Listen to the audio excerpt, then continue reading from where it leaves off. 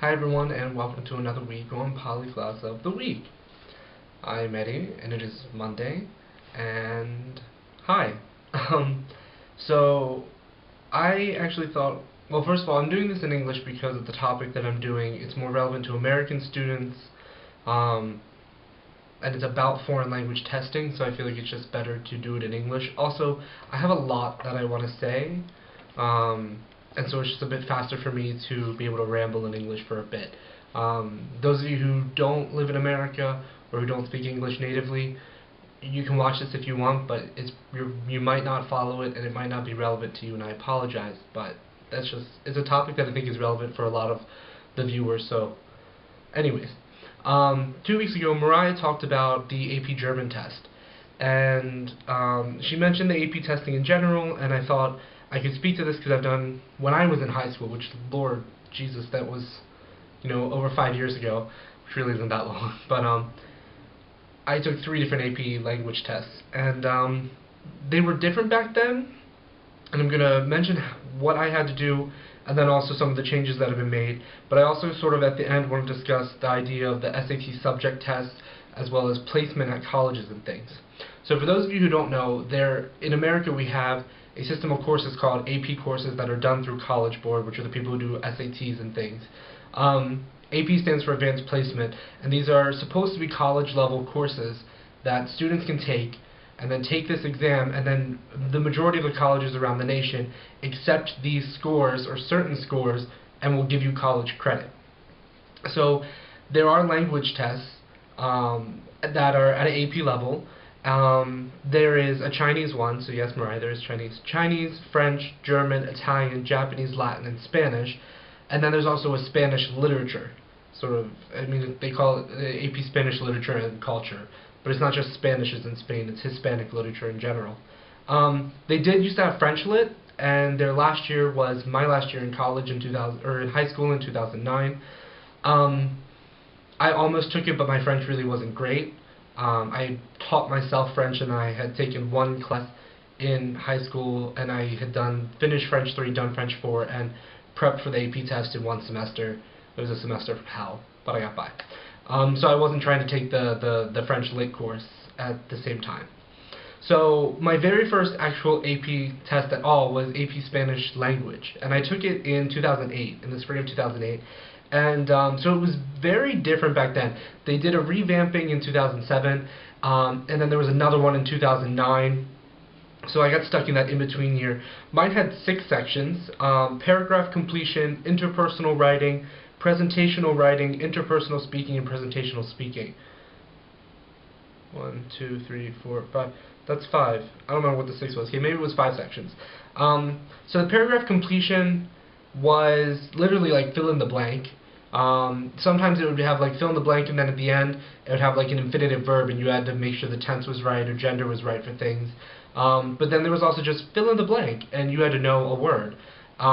They did stick this down, like sometimes it was easier because they did prepositions, and you're like, oh well, that's an expression. But then sometimes it was just, I remember in a practice test I took, it was like the Habitat for Humanity slogan, which I don't even know what it is in English, but in Spanish it's manos a la obra, and they had like blank a la obra, and I'm like, what is this word? Like, what am I putting? Because I didn't know, just culturally, I don't know about Habitat for Humanity, and things like that, so it was hard.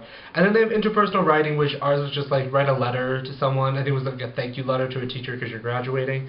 Presentational writing, so you read like an article, and then you had to discuss that topic in like an essay format. And then we had interpersonal speaking, which is very similar to what Mariah did on the German one, and still exists in the majority of the language exams as far as I'm aware. So they have someone sort of recorded their side of the conversation, and you're given a prompt of what you need to talk about, but you also have to sort of think on your feet because they might respond in a way you're not expecting, kind of thing. And then you have presentational speaking, so once again you read like an article or something, and then you get like 5 minutes to talk or something, and you just record yourself talking about that. In 2009, they cut the grammar section, which was the paragraph completion, and it's been replaced now by just multiple choice of like reading comprehension, I think, or cultural competency or stuff like that. And that's what I think almost all the language exams I've gone through now I think the last sort of wave of changes was in 2012 with the German and things. So the way Mariah described hers is what the majority of, at least the modern language exams look like now. I got a 5 that year, and which, while that sounds good, I would have been disappointed I got anything else because I had already been an interpreter in South America. So if I didn't get a 5, I would have been really upset with myself. Although it is important to remember with the scoring that those scores are actually relative to everyone else. So it's not that the idea of a 5 every year is the same thing. It's the 5 is people who showed a high enough competency that was better than others, sort of thing. It's all very relative to everyone who tested that year. So then in 2009 I took French language, which, as I said, I taught myself French, and then spring of 2009, so the test is in May, so you don't even get a full semester. I sat in the independent study French 3, and we finished French 3, me and a friend. We ran through French 4, and we prepped for the AP test. French was also revamped in 2012, like the German test. In 2009, it was actually closer to the pre-2007 Spanish test. So we did have the paragraph completion of fill in with any word, fill in with the correct form of a word. We did have essays, but then our speaking portion, rather than conversations like that, was here are pictures, like here's a series of pictures, and then tell a story, answer questions about it. And then there was another that was like 2 pictures, and you had to compare and contrast them, and then also answer questions, which sometimes were ethical. Like mine were about pollution and saving the environment, and about my comparison was something about like traffic, like public transportation versus driving to work, or pluses and minuses. And then I'm pretty sure there was a multiple choice, probably reading comprehension or something, I don't remember, and I can't seem to find on the internet. When I looked through things on the internet, by the way, I was very kind of happy so that people can't find it. None of my samples that they give out later, none of them are mine, thank God. I mean, I got good scores, but it'd still be embarrassing. So the French one, I got a 4, which I don't think is bad for the level that I had at the time. In 2009, I also took AP Spanish Literature, which now the test again looks different. It was revamped in 2013. When I took it, it was almost identical to the AP English Lit course that people also do. So I had a list of readings that I had to do over the year.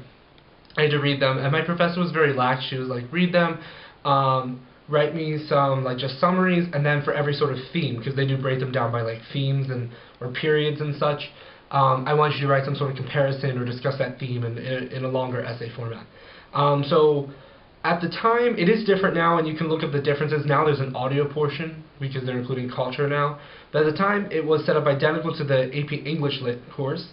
And so it's 65 multiple choice questions that were literary analysis and reading comprehension, based off of excerpts and things that they gave you there. Then the second section was 3 essays that you had to write. Keep in mind, all this is in Spanish. A poetry analysis, so they give you a poem that is not from the reading list, but the author possibly could have been from the reading list. I don't remember who my poem was. I don't think it was from an author either. Or no, it was, because I did remember referring back to another one of his works, I think. And you have to analyze the poem. Then you have a thematic analysis based off of the required reading. So they'll be like, oh, in such and such, so like in Borges or in Sor Juana Inés de la Cruz, or somebody that you read, and in such and such a piece, like Las Medias Rojas, and different things we had to read. I wish I still had the books on my shelves, but they're in storage right now. Based off this work or whatever, discuss the theme, or compare a theme between 2 of them. And then we also had to do a textual analysis, which was based off of one of the readings, but then it was either, I don't remember which one I got. I think I got a commentary, but they say on the website it used to be that it's either they give you an excerpt from that reading and you have to discuss you have to analyze that text, or you read a commentary and you have to discuss it. I think for my thematic analysis I forgot what it was called, but it's a story of a brother and a sister and a cow, and like the cow, the brother goes off to war and dies, and then the cow dies, and it's all about loss and love and things. And then the textual analysis, I want to say, was about Don Quixote or something that I had to read a portion of. I got a 5 on that, which I actually wasn't expecting, because I'm not really much of a lit person, as you saw in my rant last week about French literature. But, I mean, now it's a bit different. I think some of it's very similar. They still have a reading list. They've added and subtracted some things. They've added some things about, like, sort of Hispano-American literature and things like that. So it's probably a bit better now. I feel like a lot of the test revamping that has gone on in the language side, they're getting rid of a lot of the traditional things like grammar and just going for, can you use the language, which has a positive side to it, but for me personally, I enjoy grammar, and I think that it is a very important part of the language, so being able to use proper grammatical structures while using the language is a good thing to be able to be tested on.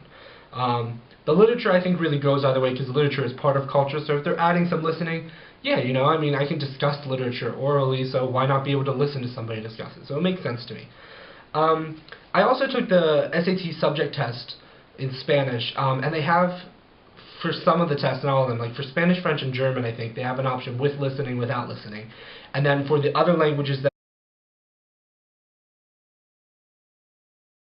So one of the things that I struggle though with the AP testing is while doing the AP courses and learning all of this is good, if it hadn't been for them, probably would have never really studied Spanish literature and things like that, especially because I didn't do my degree in Spanish, because I felt like, why waste all this time for a bachelor's degree in a language that I'm already, interpreting in? So I wouldn't have studied these things in college for some of them. The downside was that when I got to college, you still had to sit through placement tests and things. They only get you so far. So I had 2 5s and a 4. I had 2 5s in both my Spanishes. I had a 4 in my French, and then I also had I had a 5 in world history and a 4 in European history or something like that, or vice versa. And I got to college, and they still make you go through placement tests, because every university has their own system for placing in languages and things. And it turns out that if you got a 4, at least at my college, and other ones are different, but essentially across the board, it's like if you get a 4 or 5, you get somewhere around 8 to 12 credits. And you get placed at the, high levels kind of courses. So in my university, or college that is also Mariah's current one, if you got a 4 or 5, you got 12 credits towards that language, and you got placed into the 3,000 level. However, if you got high enough on the placement test, you also got placed into the 3,000 level. And I think you got credit at McDaniel. I don't know if that's true or not, but I think I also would have gotten it without the AP tests, rather than just being placed. And that was a bit frustrating for me, because I felt like I had done all this work, and I'm still stuck here. Before I went to McDaniel, for a lot of you who know, I was actually at University of Pittsburgh for a semester, and I didn't do any French there. I was waiting until the spring semester, and then I transferred. But I did do Spanish my fall semester, and I went in for my placement test, and I kicked butt on the placement test online, and then for my oral interview I also kicked butt. It probably didn't help that the kid before me could barely discuss his family, and then I walked in and I have this really nice Colombian guy, and we're talking about me being in Peru and interpreting, and he was really pleasant to be with.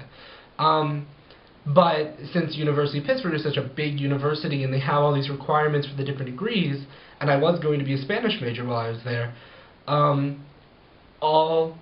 all degree-seeking majors have to take a specific course. And it was like Introduction to Syntax and Composition, and I was sitting in class with people who couldn't conjugate verbs properly, and my final paper was like a 3-page paper, and I'm sitting there going, in AP Spanish language, I wrote a 12-page paper in Spanish on a piece of literature. And, so this was frustrating for me, because I felt like I had done all this work, and then I got to college, and they're like, nah, here's this. But I think that the experience is still worth it, and I still recommend to people, if you have the opportunity to take AP courses, take them. Maybe you don't need to take the test. Maybe that's not really important for you. I really only did it to get college credit. However, I still think taking the course and learning to do that work is a good idea. Mariah pointed out that at her school, they didn't do AP German until like the 6th year. At my school, AP languages were after 4th year. You had 1, 2, 3, 4, and then AP. I cheated a little bit with Spanish. I did 1 in 8th grade, and then 2 and 3 freshman year, and then 4, and then I should have taken AP my sophomore year, but I was scared, and I'm kind of glad I didn't. So I did 4, and then I did an independent study. And then, of course, I was spending my summers in Peru, and then I came back and did 5 my junior year, which was completely fine by me, and I think that's why I got a better score. But then again, in French, I had a decently good score, and I taught myself French. So, but I also did have a good teacher who prepped me well for the exam. But I think that overall AP exams are a good experience for people, and I would recommend taking them. Obviously, IB is also a good option.